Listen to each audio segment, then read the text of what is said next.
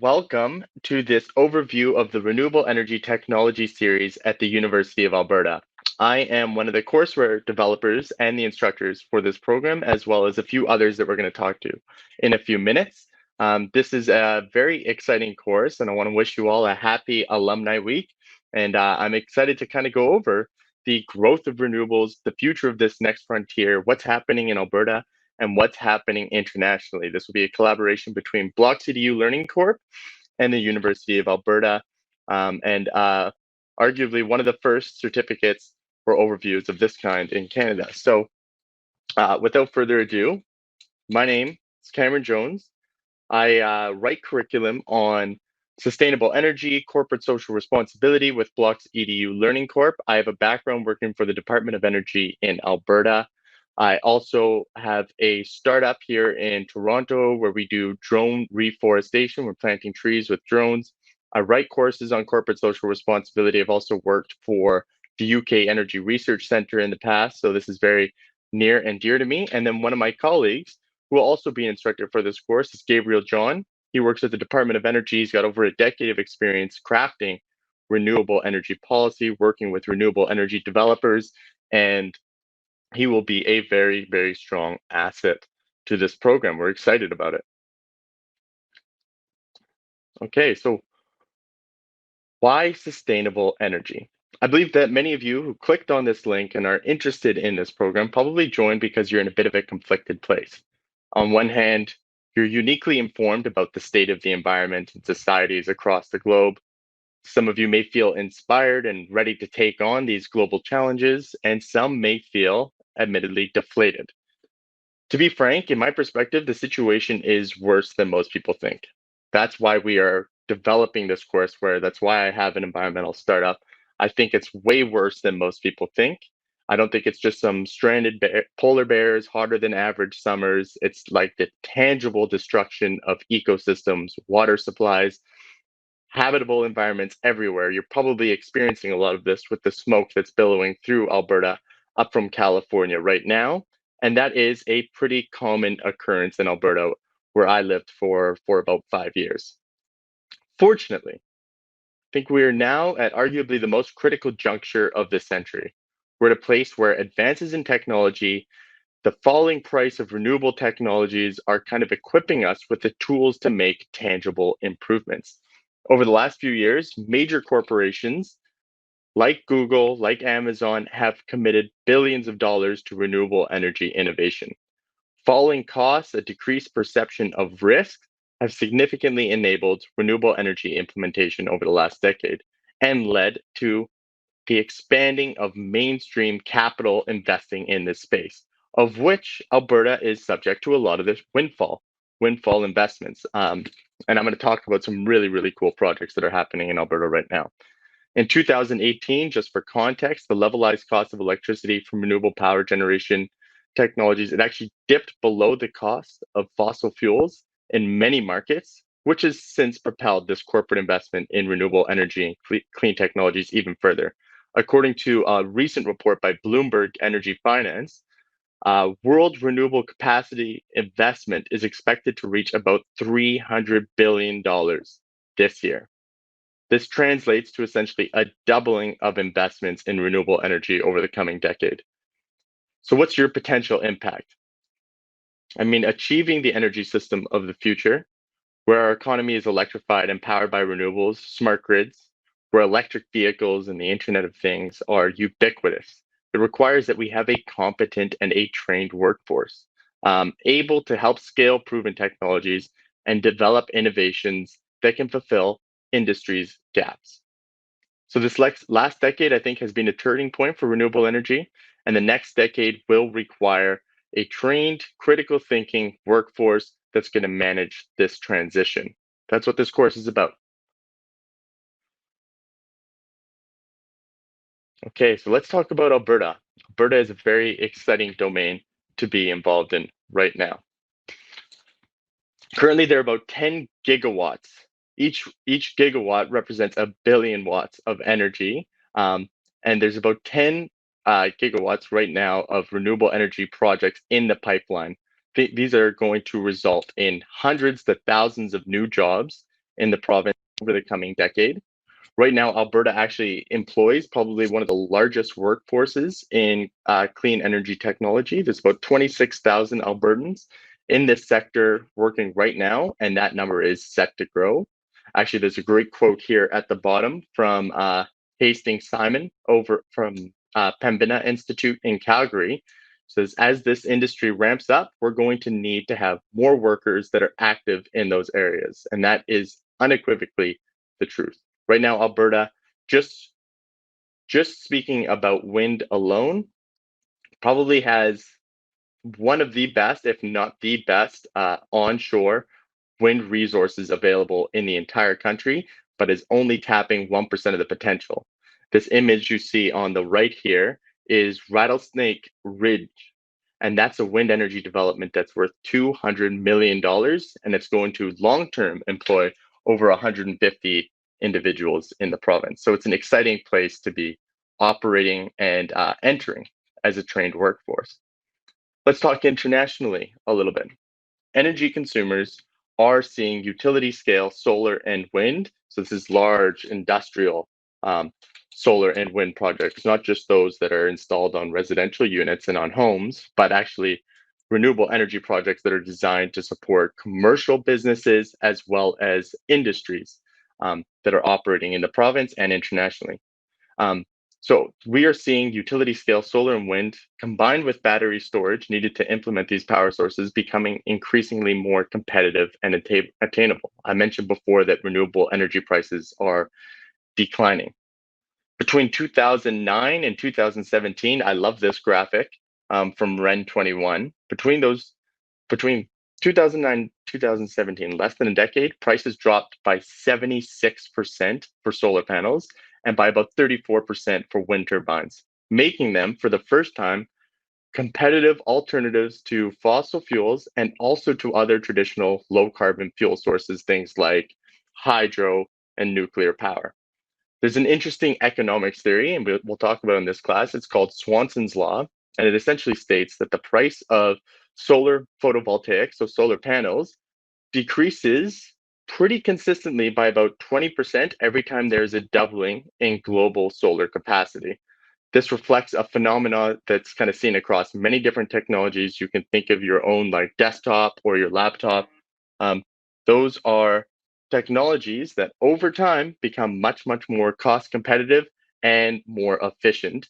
And with solar and wind, we can actually project that with relative consistency.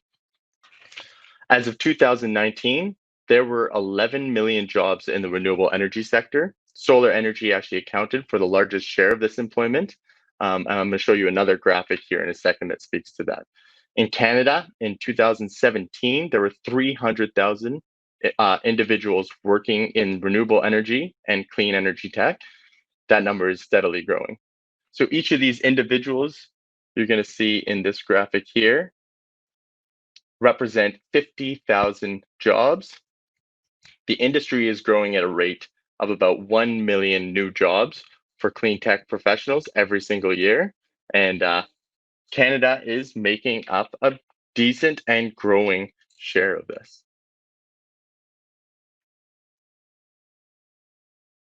So in these images here, you see forecasted wind and solar growth paralleled by decreases in their cost of installation for the next 3 decades. One thing to keep in mind with renewables is that they do have large installation and capital costs upfront, but the operational costs are very low.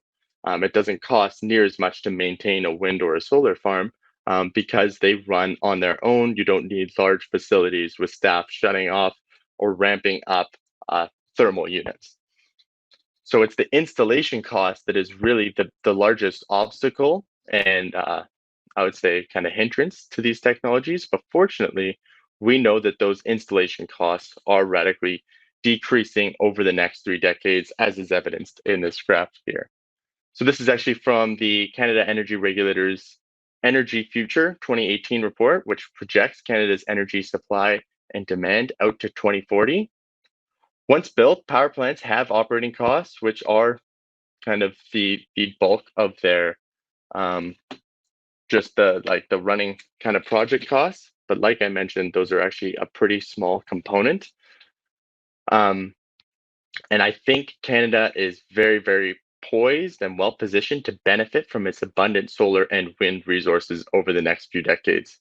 Both industry and government have invested heavily in this sector recently.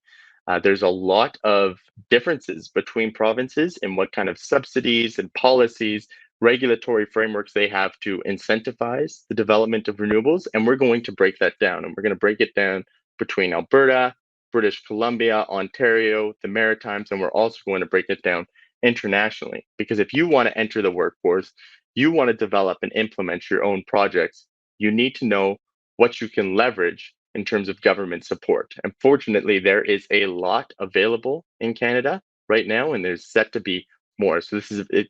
I'm very excited about the policy courses of which Gabriel John will be a great contributor to. So to illustrate its growth in Canada, in 2005, guess how much wind and solar made up Canada's total generation? You don't have to guess. It's right here, 0.2%. It's hardly even on this graph. Now, combined, they make up about 6%, and that is actually increasing, but that's actually a 25 times or 25x increase in solar and wind generation capacity over the last like not even 2 decades, and that's expected to grow additionally by up to about 10%, so 6% to 10%, almost a doubling by 2040. Wind and solar are the fastest growing sources of new energy development in Canada, and that is why we focused a big share of this course on it. And as I mentioned, 300,000 Canadians currently working in the energy sector. And what's interesting is that the clean energy sector in Canada represents about 3% of Canada's GDP. That's about $57 billion. For context, the direct contribution of agriculture, fishing, and forestry to our nation's economy is about 2.1%. Hotel and restaurant industry is about 2.3%. So this clean tech sector is quickly becoming one of the most like exciting areas to be involved in the country, and that's why we wanted to develop a course that actually trains individuals to enter this. Very quickly, what we've done is we've broke down into this series or this kind of multi-course series on renewable energy, different programs. The very first of which launches in November, and that is on energy and electricity. We're going to go over kind of the essentials of how electricity works, the relationship between electricity development and the environment, battery storage. We're going to talk about the mechanics of all forms of energy generation systems. We'll talk about natural gas, coal, nuclear, hydro, solar, tidal, innovations in clean tech. And then we're going to move into much, much more focused programs after that, one on solar fundamentals and wind fundamentals. You can expect each of these different series to take about 42 hours. There's going to be a combination of live instruction, real world assignments, readings, quizzes, and tailored feedback that you get from the instructors. It's going to be a very engaging learning management system that we will work off of, and a lot of assignments that are going to be designed to have you go back to wherever you come from, because I don't anticipate everyone taking this course will be from Alberta.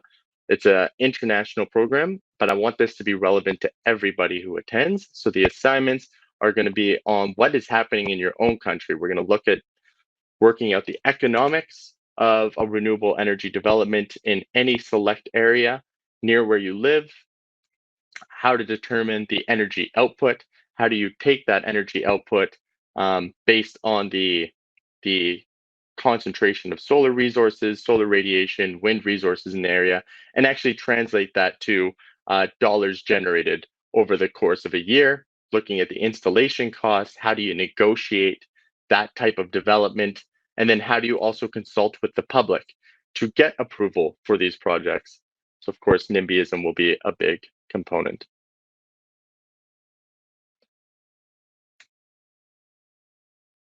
So, I mean, the name for this program, it's not too important, but we are calling it the Renewable Energy Technologies uh, series. And the objective, again, is to educate professionals looking to enter this industry with knowledge, analytical abilities, management perspectives, hard skills needed to execute sustainable energy projects. I'm actually just going to close this now and talk a little more candidly with you. What you'll walk away with. I want attendees who complete this program to be qualified to write our Sustainable Energy Professionals exam. That is allocated by the Foundation Technologies Institute. And it will be a comprehensive and challenging exam, but if you attend all of these courses, you will be primed to complete it. The certificate pulls from many of the major professional certifications that are available in the field of sustainable energy. So this includes LEED or the LEED certification, BOMA BEST, the requirements for certified energy managers. There's a Association of Energy Professionals Renewable Energy Certificate, pulls from all of those bodies of knowledge and bundles it into one comprehensive course, one exam that really will just help designate you and set you apart as an expert in this field. I want you to be able, at the end of this course, in terms of outcomes, to be able to walk through every step required to design, implement, and manage a sustainable energy project, recognize the most common as well as new innovative technologies that are shaping the future of electricity, transportation, heat, buildings, understand the mechanics of how power and heat are generated and utilized, to be able to financially evaluate and compare different sustainable energy technologies, and then also understand the barriers and ways of working through the barriers to actually implement your own renewable energy projects. I'm not limiting attendance for this course. I think anyone who is interested in this can attend. The other course that I'm teaching, we have people with backgrounds already implementing their own renewable energy projects, those working on IT or software development for energy systems. But even if you have no background in this field, as long as you attend all of it, you will have a very good foundation and be able to keep up with your peers. I want you to be articulate and well versed in this field by the time you end. In terms of job opportunities, I've already mentioned a few times that the renewable energy sector currently employs 11 million plus. That is growing by a factor of about 1 million every year. Most common employers in this field are groups like power producers, major utility companies, green building developers, governments, uh, as well as now investment firms, regulators, those Fortune 100 companies like Google that are trying to reduce all of their emissions ever produced. They need to now have a trained and articulate workforce that can speak to renewable energy investments and help them determine what are the best approaches to take. So that is a little on me, a little on this course. I'd be very happy to answer any questions. My email is cameron@blocksedu.com. You can email me directly and check out the website link. And I am hoping to see many of you this fall. And happy Alumni Week again. Okay, thank you and bye.